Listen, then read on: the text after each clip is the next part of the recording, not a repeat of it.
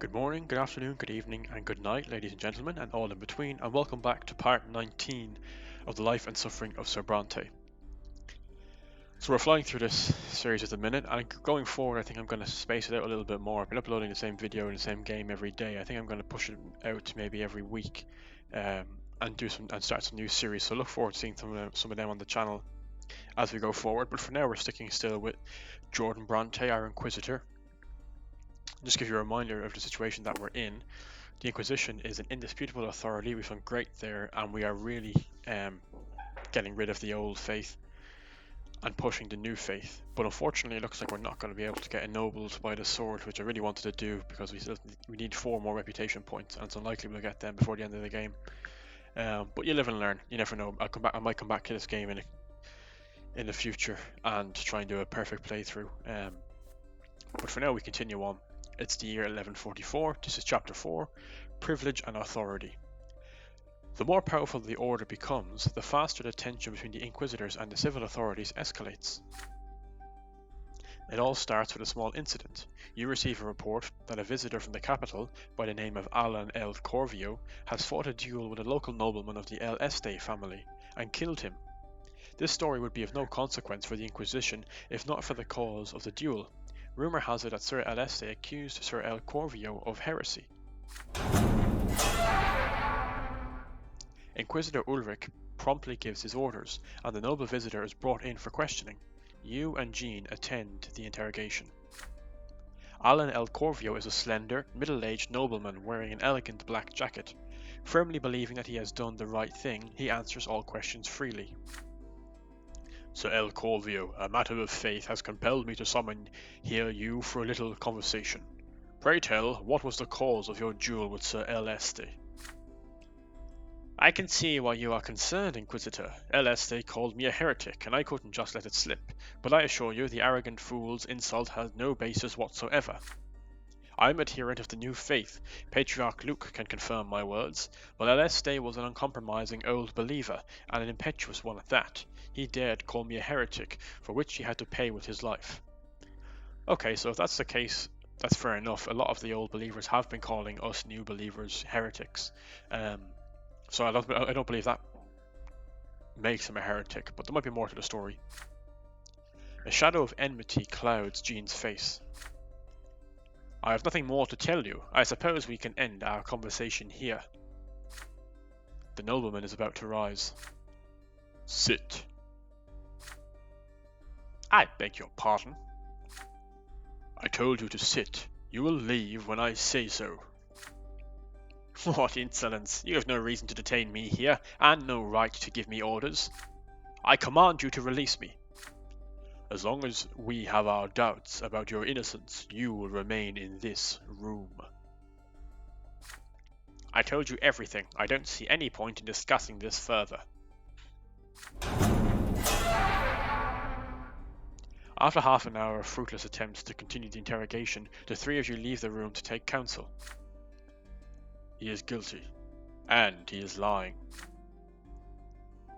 I am certain that he is not telling the whole truth. If he is a heretic, a duel will be a fine way to get rid of a man who could accuse him. But we have no proof of his guilt. We will have to let him go. No, retribution is inevitable. If we let even one heretic go, we will appear weak. We cannot allow him to believe that he can renounce his noble lot while still retaining the privileges granted by the nobility. He will spend the night in the dungeons. Tomorrow I will use enhanced interrogation techniques, basically torture, to extract the truth from him.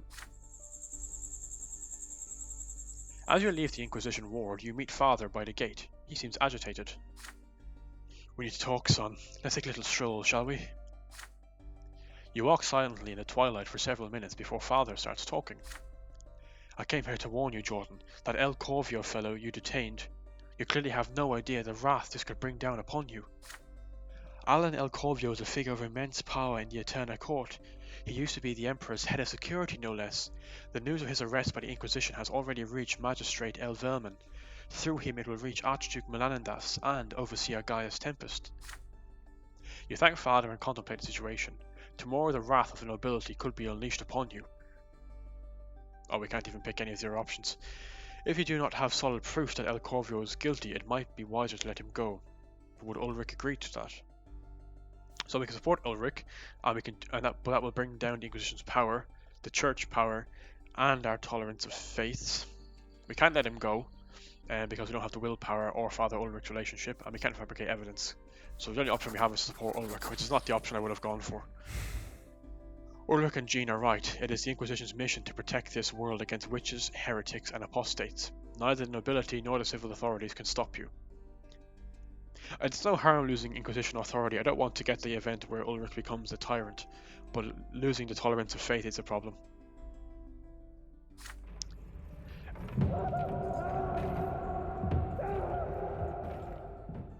Earlier the next morning, El Corvio is dragged to the dungeons. Inquisitor Ulrich begins the interrogation.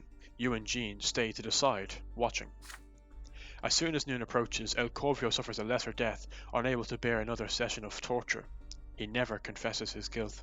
Does that mean he wasn't guilty? I must admit this man is either innocent or so hardened in his heresy that even the Inquisition is powerless against him. Either way, he's with the twins now, and an encounter with them is more instructive than any sermon. I hope this lesser death teaches him a lesson and the twins return to him the path of the true faith.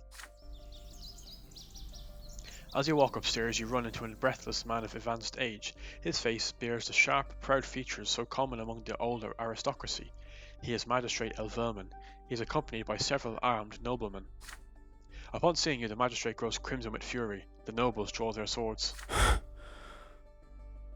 In the name of Overseer Gaius Tempest and Archduke of Magla Tarquinius Melanandas, I demand the immediate release of Sir El Corvio. If you refuse, you will have to resort to violence. There's no need for that, Magistrate. The man you came to collect is with the twins now, but rest assured the Inquisition has no further questions for that gentleman. El Corvio has been fully acquitted. I admit that the accusations of heresy were false, or the result of a misunderstanding. Do you have any idea what you've done? He's a personal friend of Overseer Tempest. He has the favour of the Emperor himself. The Inquisition serves only the twins. No title can excuse or protect those who renounce the true faith. But he wasn't a heretic, Ulrich. You've gone too far. You will not get away with this, Inquisitor. Unfortunately for you, the magistrate is correct. Overseer Gaius Tempest swiftly issues a decree that any arrest ordered by the Inquisition must be approved by the prefecture. The next day, the Inquisition ward is visited by officials from the prefecture, led by Augustine Elborn. They spend several months going over all the Inquisition's arrests and investigations. Elborn proceeds with exceptional rigour, making it quite impossible for you to continue your work. So the church is still in a schism, but unfortunately it puts us it puts us closer to the new faith, which is good. Soon the entire city knows that a powerful, noble new believer was executed by the Inquisition. The followers of Photis are terrified by the news, but not surprised. Many of them hastily flee Anizot and Magla. But unfortunately, it doesn't do us any good.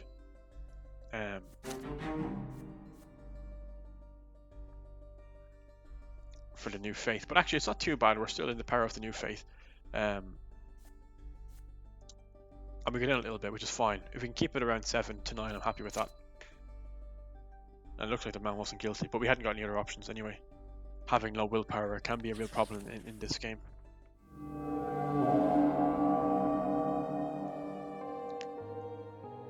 And this is the event I tried to avoid with my mother dying.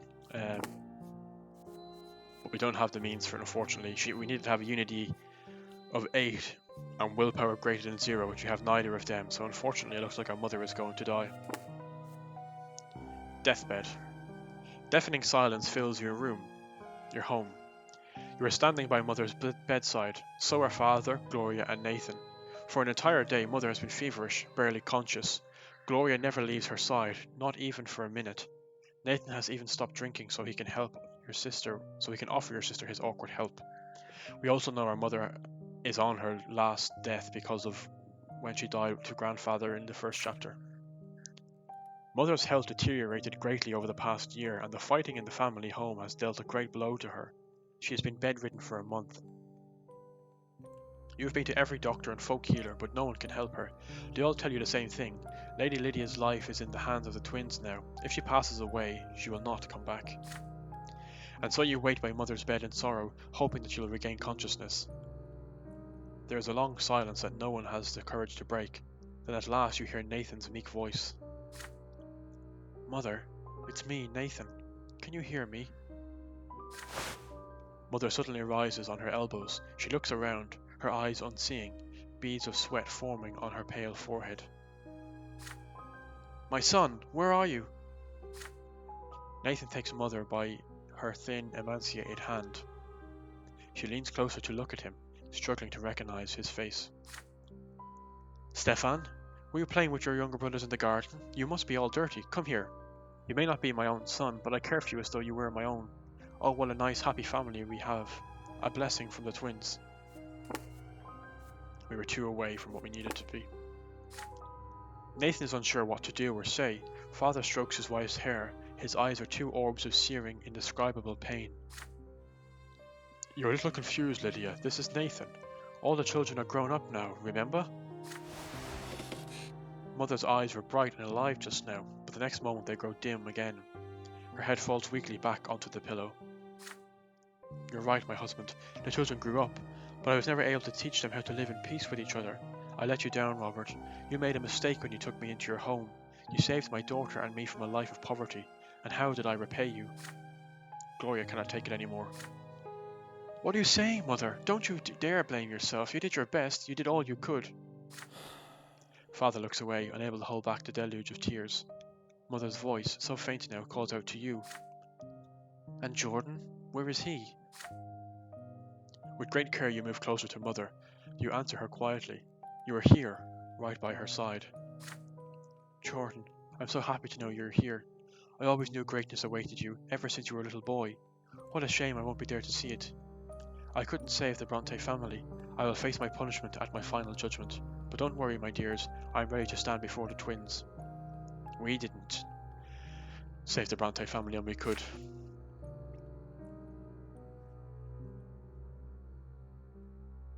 I can't unite the family.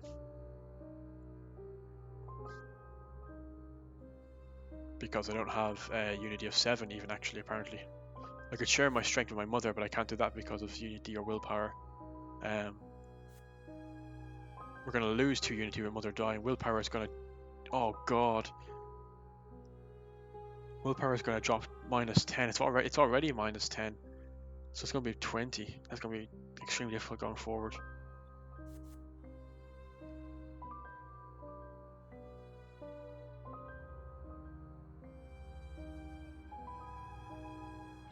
This really is a disaster. Lydia Brante's voice trails off, no longer a voice, just a final whisper of life. Will you accept your mother's death, or will you find a way to fight for her life? If I had 1 more unity, I might be able to fight for her, but I can't. Oh, Jesus Christ, this is such a blow. We're going to lose all unity, and we're going to fall back to what, 4?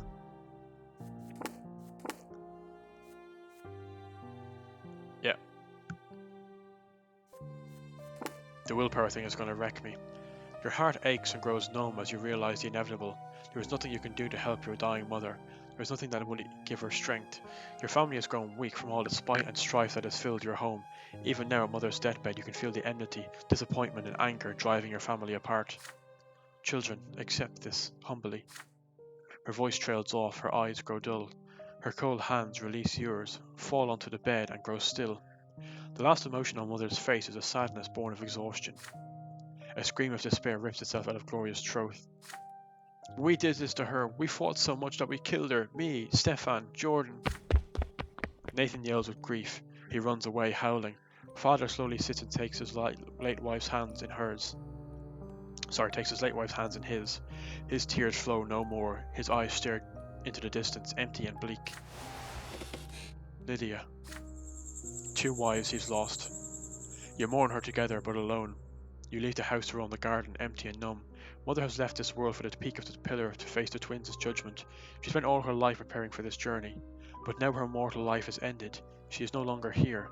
Never again will she gather her family at the table. Never again will she offer a word of solace at trying times. Never again will she greet you with her quiet, humble smile. Father doesn't like me. You bury your face in your hands. Lydia, your mother, has left this world. Oh god, this is absolutely dreadful. She hates me now, she's hostile. Nathan doesn't like me as much. My mother has passed away. Your mother passed away after prolonged illness. Family drops to 4. And I am in the worst state I could possibly be.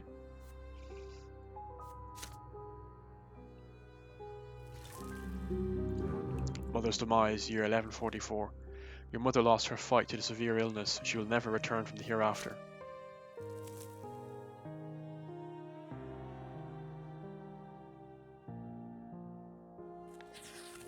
I feel really sad by that. The Gilded Cage. Gloria being betrothed has unlocked a new event. The Gilded Cage. Stefan's efforts are about to bear fruit. All the arrangements have been taken care of. All the negotiations are done. Gloria shall marry Sir Jose L. Pelletier. It was no easy task to arrange this match between a nobleman and a commoner whose father has rejected her. Every single member of L. Pelletier's family did their best to change the young nobleman's mind, but he refused to relent. Stefan did his best too. He spent an eternity convincing the groom's family that Gloria has received an excellent education and will make Sir Jose a fine wife. And so the wedding day has come. The family prepares Gloria for the long journey. The wedding ceremony will be held at a church next to El Pelletier estate. As tradition demands, no one else is allowed to attend the wedding. Gloria is completely silent today. She meekly allows the servants to change her into the coarse, humble garments her lot demands. She wears before the twins, all without saying a word. Gloria, say something, I beg of you. This marriage is the best thing the Brante family can do for you. You're about to join a noble bloodline.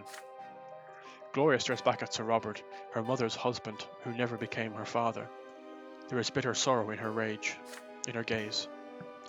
I think it's more likely I'll be added to your family's opulent collection as another exhibit. But still, from the bottom of my heart, I thank you, Sir Robert. You've destroyed the last of my illusions. My fate rests in the hands of my noble masters, and it always will. Father responds with a heavy sigh, at a loss for words. You prefer not to intervene. Gloria will not speak to you anyway. Just outside the door you hear the neighing of horses and Stefan's excited voice. Gloria, your groom has arrived. The man who enters Gloria's chambers behind Stefan is Gloria's betrothed, Jose L. Pelletier himself. His dignified bearing and the thin features of his wistful face betray his noble origins. An elegant earring glints in his ear, a concession to modern high fashion. El Pelletier greets the Blythe's family with a gallant bow and gently kisses the hem of Gloria's dress. The young noble of the sword takes great pains to remain composed, but standing so close to his future wife, he cannot but let his emotions show. Good sirs, I fell in love with Gloria the moment I laid eyes on her at that fateful party so long ago. If I may, I give you my word, you are giving her to a respected and prosperous home. And from what Sir Stefan has told me, your family's standing will only benefit if Gloria becomes a member of another family. After all, I am a born nobleman with a hereditary title. No scandalous rumours or gossip regarding my wife's origins can ever harm me. And any man who dares to speak a word of slander against Gloria shall face a duel to the true death. Well said indeed. A most wonderful outcome for everyone involved. Gloria will want for nothing. I will keep her safe from all the world's troubles, free to write poetry, indulge in entertainment, and serve her husband. The enamoured noble gazes at Gloria with a tender expression. She hides her eyes behind her unkempt hair. There is a hopeless look about her. Gloria, my love, it is time. Our journey calls. The temple is ready for the ceremony. Very soon we shall announce the sacred intertwining of our destinies to the twins themselves, and then your new home and new life await. I will do as you say, Sir El Pelletier, but please allow me to say my goodbyes to the gentlemen who have given me food and shelter. To father she gives a deep bow full of reverence. The family patriarch remains silent, but tears run down his face. Then your sister embraces Nathan, who came home gloomy and worse for wear even today. I'm sorry I drank all night. I couldn't stop. I just can't accept that you won't be at home anymore. She ruffles her younger brother's hair and whispers something in his ear. His face brightens if only a little. And then she bows to Stefan, a bow so impeccable it can only be interpreted as mockery.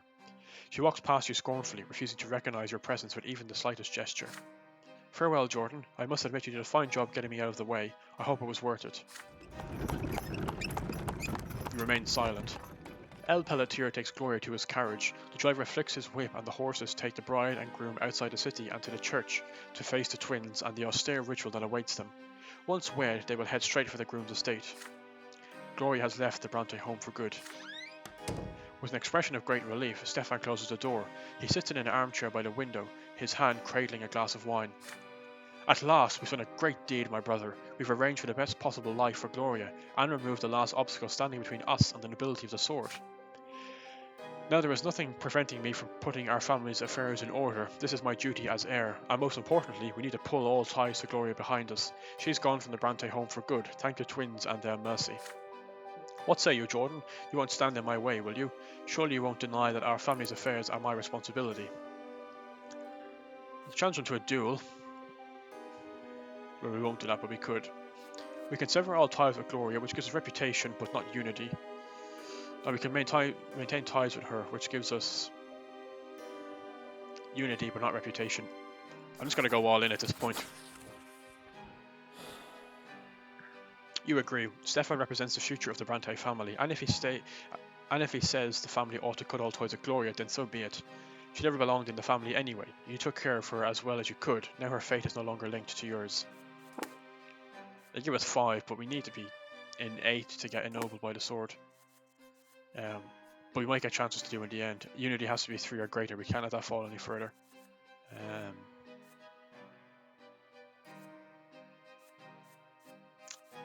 So many things we could have done. I knew you'd understand me, Jordan. Take your glass, a toast to the future of the Brante family. You clink glasses. You hear a hint of bitterness in the flavour of the mulled wine. Anyway, it's time to get down to business. I'll head to the Overseer's residence at once. We are so close to earning a hereditary title, brother. Grandfather will be so proud of us. With that, Stefan leaves you alone. Father has locked himself in his office to brood. Nathan has wandered off somewhere to get drunk. You roam the family home that feels emptier now, lost in memories. You remember Gloria leading you by the hand through the yard and showing you the shining pillar for the first time. You remember playing together. You remember the time you and Stefan went looking for her in the Anizot ruins. You remember the quill and paper that were your sister's constant companions.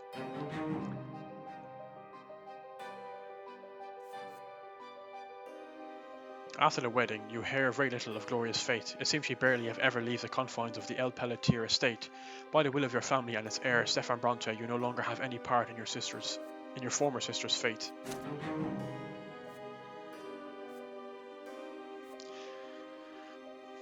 It's a shame. I'm not happy about that, but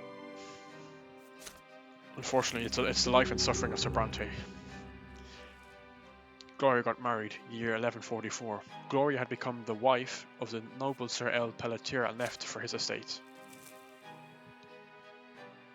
Should get one more event done, but unfortunately this hasn't been a very good video. I'm not happy with any of the events, but it's the way things are.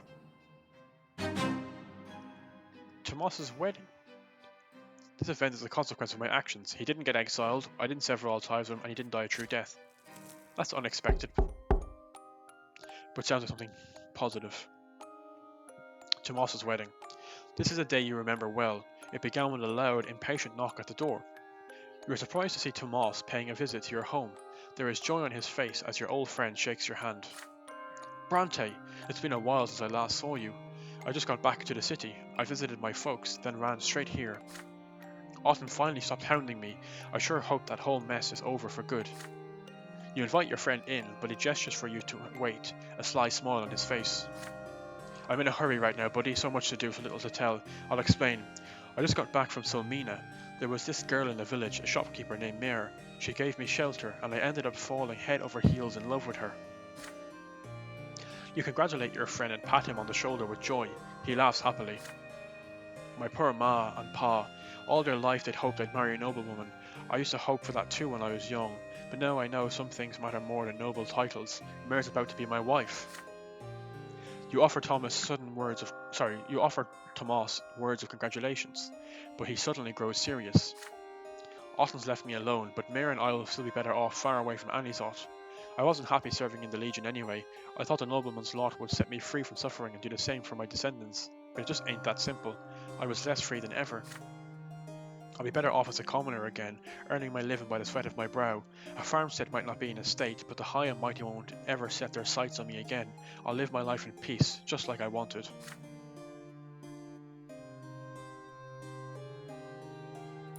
Oh yes. I just got one last request for you though, Jordan. You've done so much for me, but I'd be honoured if you'd be a witness to my wedding vows before the twins. Okay, this has cheered me up. It looks like this is the best ending for Tomas. So we can bid him farewell, we get a new life and we get some willpower back. We can bear witness to his wedding vows, which gives us willpower and Tomas's new life. Or we can do the wedding ourselves.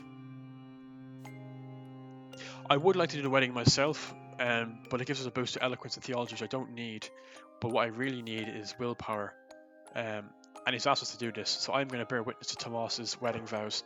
You and Tomas have come a long way together, and now you will see him off to a new life. This is excellent. This is a prime example of choices matter in this game. We made that bond of friendship, and now we've stuck with it.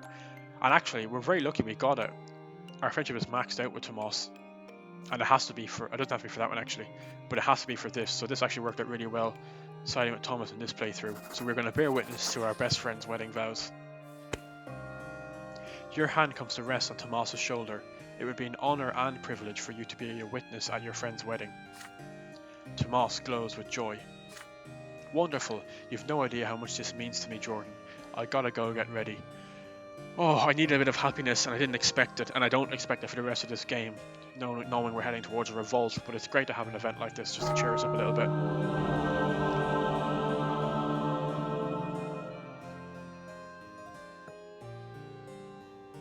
Several days later, you follow your childhood friend to a smallish temple nestled on the edge of the brass district. He is wearing a plain white shirt. Needless luxuries are forbidden at the austere wedding ritual. You're both welcomed by the bride, a blonde-haired young woman, innocence and hospitality written across her trusting face. The bride's parents stand further away, two aging villagers eyeing the streets of the big city with suspicion. Mayor, meet Jordan Brante, my best friend ever since we were lads. He'll bear witness to our oaths before the twins. The bride greets you with a humble bow. The three of you step inside the temple. You close the doors behind you. Tradition demands no one else be allowed to attend the sacred wedding ritual. An amiable aged priest by the name of Ignatius Aventini meets you inside. Tomas and Mir kneel before the altar. O twins, elder and younger, behold these two as they kneel before you. They beseech you to join them in eternal wedlock. The candle flames dance and quiver. You hear a strange murmur in the temple. The darkness beneath the vault of the temple ceiling swirls into two colossal shades. The bride and groom raise their eyes to them, awestruck. Tomas, dost thou swear thy loyalty to this divine union? I do. The bride assents to the same query. Your turn is next. You stand over the kneeling bride and groom and speak the names as the twins watch over you, Tomas Guerlo and Mir of Solmina. One of the colossal shades leans over them, looming like a towering sword, while the other bursts in a beacon of blinding light that illuminates the temple from within. Tomas and Mir look into each other's eyes in amazement. From this moment forth, they are bound to one another by divine law, and divine love fills their hearts. In your sight of the twins, Tomas Guerro and Mir of Solmina are now man and wife, as Jordan Brante bears witness.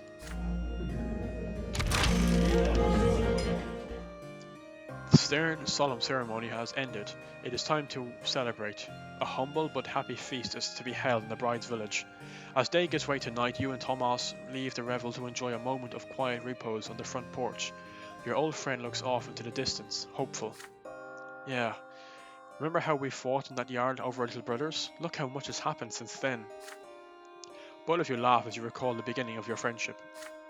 I'll treasure those memories forever, I will, and you can be sure that my firstborn son's name will be Jordan. Oh, wow. Tomas chuckles, pondering. You and I, we grew up on the same street, but look how different we turned out. You have to say in other people's fates, Brante, your name will surely be remembered.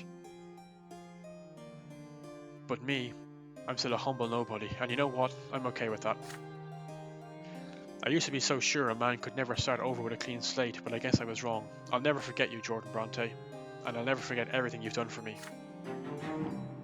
A tear runs down your friend's cheek. For the last time, Tomas embraces you. Tomorrow he will leave Anizot forever. Will you ever meet again? Nobody knows. It's really nice actually that we can't go past -10 exhaustion, because that would have gone to -20, would have been a disaster. But now we're in a perfect position to continue on with the game. Our willpower back to normal. Tomas's new life. You see Tomas off to his new life, far away from all the danger and chaos. What a fantastic ending to that man's life. And we wish him well.